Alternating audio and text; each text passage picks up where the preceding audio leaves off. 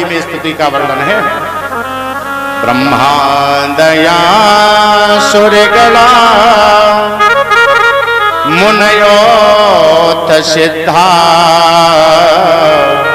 सत्वैकता नमतयो वचसां प्रवाहे। प्रहलाद जी आवाज लगा रहे हैं, प्रभु देवता मनुष्य महात्मा गंधर्व सब तुम्हारी उपासना करते हैं, लेकिन बिहारी जी सहज में उनके जीवन में तुम्हारा दर्शन नहीं होता है। नाराधितम रिपुगणैः रधुना पिप्रो किम तोष्टिमर्हति समीर हरियोग्रजाता।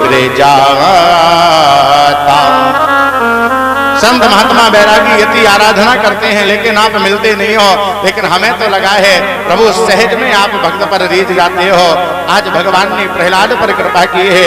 समय बीता सुखदेव भगवान दर्शन करा रहे हैं। भगवान ने आज वर्ण व्यवस्था का वर्णन किया है। 4 आश्रमों का वर्णन सुखदेव भगवान कर रहे हैं।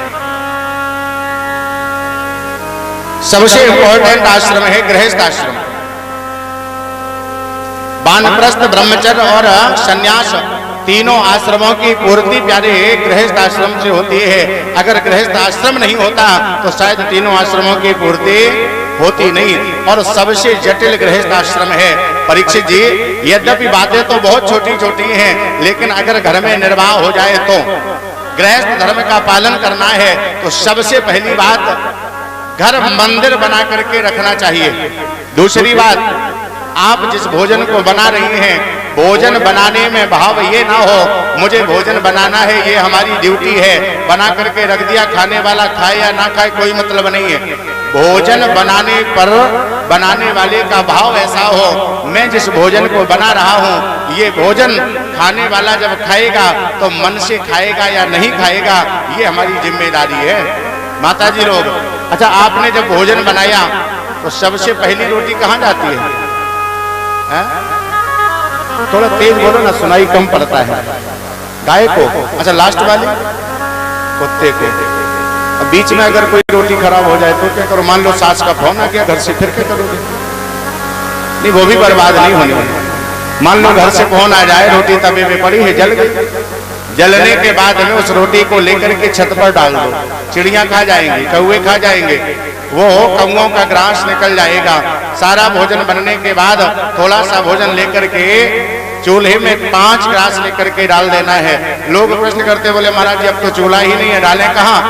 अग्रासन निकालते हो? 5 ग्रास लेकर के अग्नि को दिखा करके अग्रासन के ऊपर रख दो, अग्नि भगवान का भोग हो जाएगा।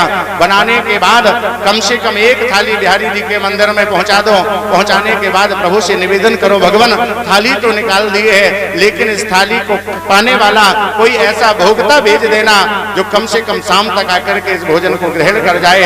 घर से कम 1 बार दिन में किसी का भोजन जरूर होना चाहिए। लेकिन ये पुराने जमाने की बात अब कौन मानता है?